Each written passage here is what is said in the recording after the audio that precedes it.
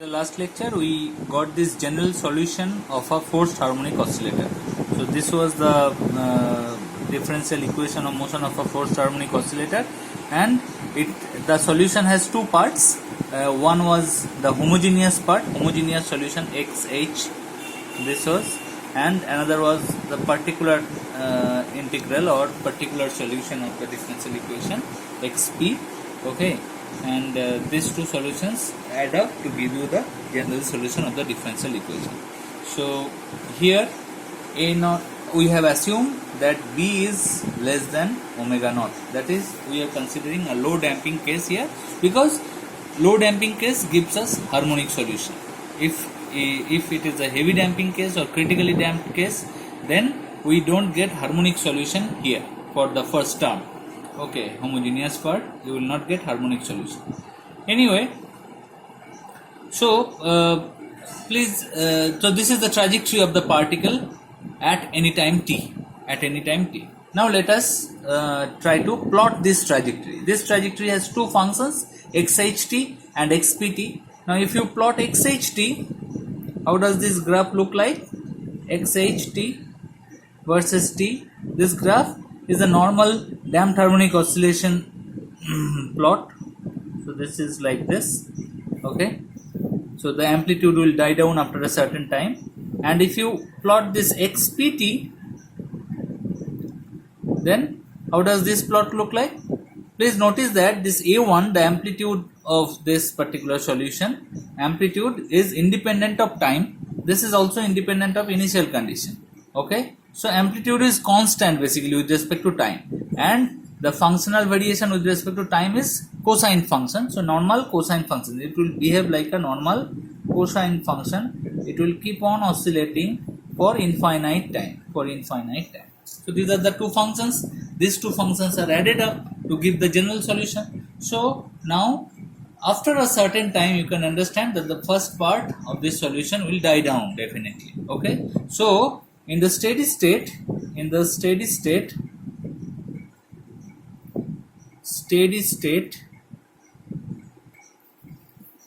the solution will be, general solution will be x general t is equal to xt equal to basically xpt, that is a1 cos omega 1 t minus pi 1.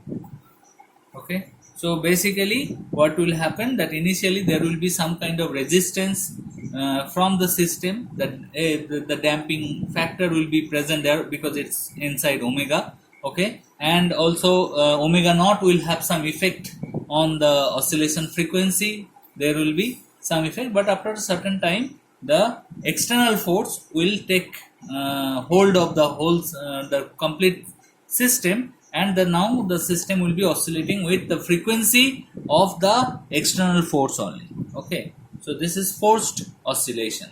Now as soon as if you switch off this external force, what will happen? If you switch off this external force, this term will be vanished, because right hand side will be vanished, this right hand side will be vanished, then the solution will be this one. So it will be coming back to a damped harmonic oscillatory solution, which will eventually die down after a certain time t. Okay, so that's the whole story. This is the trajectory of the particle under forced under an external force, external periodic force I should say. Okay, now in the next thing that we have to, I want to stress at 2 points. First point is this amplitude. Amplitude, as you can see, this amplitude A1 which is equal to f naught by root over of z, I said, and this phi 1, this phase basically external force was equal to f naught cos omega 1 t. So this was the external force, and this is the final trajectory of the particle. So there is a phase difference between the external force and the trajectory and the displacement of the particle. External force and the displacement, and the phase difference is pi 1, which is given by tan inverse of 2b omega 1 by omega naught square minus omega 1 square. Okay, so please notice here is that I want you to notice a few things. First point is that a1 and phi 1 both are independent of time.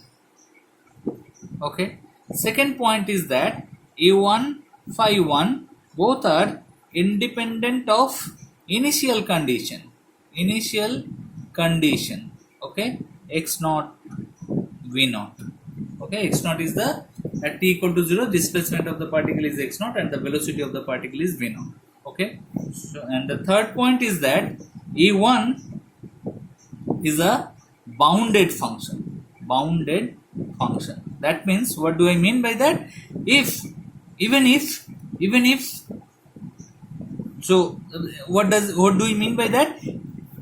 If b is not equal to 0, that means system has some damping. If the system has some kind of damping, then a1 is never infinity. a1 can never be infinity. If the system has some kind of damping, a1 can never be infinity. Okay, so that is what I meant. So the system cannot break down. Basically, this damping is the reason why the system cannot break down. That's why I am telling a1 is a bounded one. It's a very important observation from this equation. See, when we buy some kind of item from online sources, say suppose you bought a flower vase. Okay, that flower vase will come in your house with a packaging container, a container which will be having some packaging material. Those packaging materials are nothing but they are providing you this damping factor B. Just because of the presence of this damping factor, the amplitude of the forced vibration, which is A1, amplitude does not become infinity. That means your item is not breaking down because of this presence of the B or the packaging item. Okay, these two things are also, these 2 points are also very important. This amplitude and phase are independent of time and they are independent of the initial condition. That means the system will forget all its initial condition, all its history while in the steady state under the influence of an external periodic force. Okay, these 3 points are very important. So, and also you have to understand that A1 is a function of what? A1 varies on what? So we can say just safely that omega naught is a constant of the system, B is a constant that depends on the system. So A1 is a function of omega 1, that is the frequency of the external force. And also phi 1 is also a function of omega 1. A1 and phi 1 are the functions of omega 1, function of omega 1. Now in the next topic we want to discuss that what is the nature of this A1 function. A1 omega 1 is equal to f naught over root over of omega naught square. Please students, these equations needs to be remembered. Okay, so practice a lot so that you can remember these equations. 4b square omega 1 square. Okay, A1.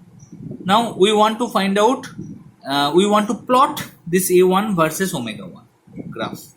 A1 versus omega 1 graph. Now if you want to plot any function, what do you need to know? You need to have three basic informations. What is the value of the function when the variable is equal to 0? That means A1 when omega 1 tends to 0, you need to know.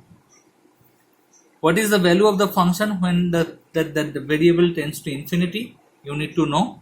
And the third point, you need to know when is A1 maximum or minimum. So these are the three informations you need to know. Now suppose okay, so let me just make it a bit easy. So it was root over of z. So A1 is maximum. So let me just try to answer this question. A1 is maximum when z is minimum. Okay, z is minimum when dz d omega 1 equal to 0. Okay, dz d omega 1 equal to 0 means dd omega 1 of this z, that is omega naught square minus omega 1 square whole square plus 4b square omega 1 square equal to 0. That means 2 omega naught square minus omega 1 square into minus 2 omega 1 plus 8b square omega 1 equal to 0. That means if I take 4 omega 1 as common, 4 omega 1, so minus omega naught square plus omega 1 square and this is plus 2 b square equal to 0. So that equation, so this equation is possible if z1 if omega 1 equal to 0 or this thing is equal to 0 or omega 1 equal to root over of omega naught square minus twice b square. Okay, now omega 1 equal to 0 means what? We are not using a omega 1 equal to 0 means the external force is not periodic, it's a constant force. We are specifically using an external force which is periodic in nature, so omega 1 cannot be 0, not for this problem, not possible. Okay, not possible for this particular problem. So omega 1 cannot be minus also, it's a frequency, so omega 1 is plus root over of omega naught square minus twice b square. Now under, if omega 1 has this value, will z be minimum or maximum? That's what we need to check. Now if you calculate d2z d omega 1 2 and put the value of omega 1 to be equal to root over omega naught square minus twice b square, you will see that this becomes less than 0. This becomes less than 0 if and only if omega naught square is greater than twice b square. Okay, please understand this statement. You have to check it, check this calculation. This will become less than 0. That means this point will be giving you the maximum point. Extremely sorry. This will become greater than 0 if omega naught square is greater than twice b square. That means z is minimum when omega 1 equal to omega naught square minus twice b square, and generally speaking books doesn't mention this second part, and omega naught square is greater than twice b square. Okay, so these are the two conditions under which z becomes minimum. So if z is minimum, that means a1 is maximum when these two conditions satisfy. Okay, so please, so we know that there is a maximum value of this amplitude when omega 1, so we call this particular frequency as resonance frequency. So omega r equal to root over of omega naught square minus twice b square. So this is the resonance frequency, amplitude resonance frequency, and this phenomena is called amplitude resonance. That means when the amplitude of the in the steady state becomes maximum, that situation is called amplitude resonance, and that happens when the external force has a frequency equal to that and the natural frequency of the system has a value which is greater than root 2b. Okay, so these are the two conditions under which amplitude resonance happens. Okay, so this is omega r. Fine. Now also you have to understand what is the value of a1 when omega 1 tends to 0. If omega 1 tends to 0, you can see that so a1 is f naught by root over of omega 1 tends to 0. So this is root over of omega naught to the power 4 plus omega naught to the power 4. Okay, so that is equal to f naught by omega naught square. Okay, so this has some value. Let's suppose this is your f naught by omega naught square. Okay, so this amplitude is maximum when omega 1 equal to omega r, minimum when omega 1 equal to 0. So this is the minimum value, not minimum value actually, the value is f naught by omega naught square, and when omega 1 tends to infinity, what will be the value? Omega 1 tends to infinity, so you can see that this will be f naught by infinity. F naught by infinity means it will tend to 0. So the graph will be like this. Okay, so this is the graph. So what is this? this is the maximum amplitude which will happen at resonance. So let me call it A1 max. What is the value of this A1 max?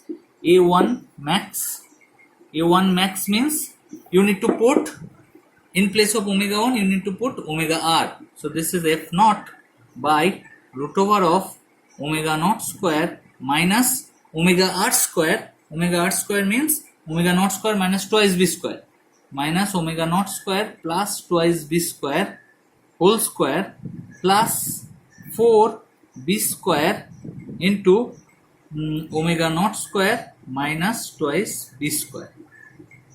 That's it. So this is f naught over root over of, so this is 4b to the power of 4 plus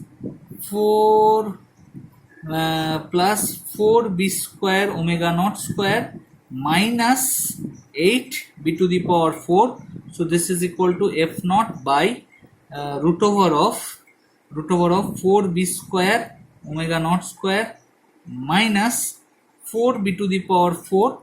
So that is f naught by 2b root over of omega naught square minus 2b square, no, b square omega naught square minus b square. So this is it. So A1 max is f naught by, so this is it. Now please see this also, that if b increases, A1 max is a function of b. So if b increases, A1 max will decrease. Okay, now let's say this is for b1, this is for value b1. Now if I increase the damping factor, what will happen? If I increase the damping factor, this value will not change because this is independent of b. So the graph will start from here. Okay, what about this?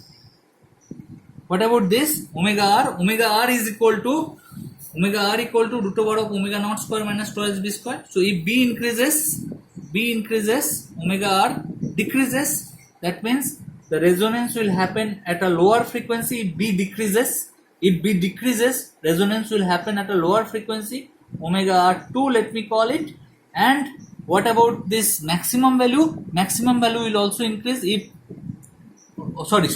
if b increases, if b increases, omega r will decrease. So omega r resonance will happen at a lower frequency. This point will not change. Maximum value of the amplitude will also decrease, but at infinity this will again be equal to 0. So this will be the graph for say b2. Okay, this is Amax 1, this is Amax 2 for b2. So here in this graph, b2 is greater than b1.